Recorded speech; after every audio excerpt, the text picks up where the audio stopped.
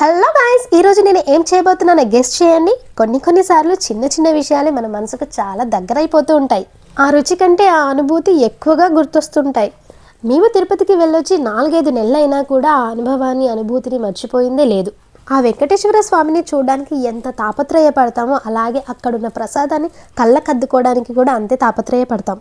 Tirupati waiting హాల్లో ఆ ప్రసాదం మన చేతికి ఎప్పుడు చేరుతుందా అని వేచి ఉంటాం.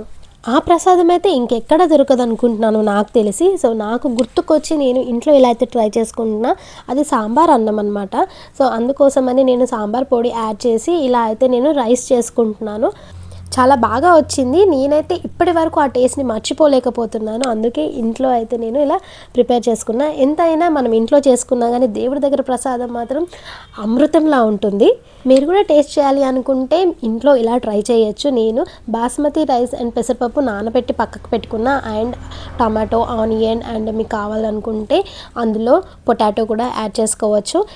ఇంకా మనం రెగ్యులర్గా టమాటో రైస్ ఎలా చేస్తామో అలా అన్నీ కూడా ఆయిల్లో ఫ్రై చేసుకోవాలి. ఉప్పు, కారం, పసుపు, అల్లం వెల్లుల్లి పేస్ట్ అన్నీ కూడా ఆయిల్లో మంచిగా వేగిన తర్వాత బాస్మతి రైస్ ఏదైతే మనం నానబెట్టుకున్నామో అది వేసి మనం సరిపడా వాటర్ వేసుకొని అందులోనే నేను సాంబార్ పొడి అయితే యాడ్ చేస్తున్నా. ఇది ఇంట్లో చేసుకున్న సాంబార్ పొడి. అండ్ 3 విజిల్స్ పెట్టామంటే మంచిగా అయితే ఉడికిపోతుంది.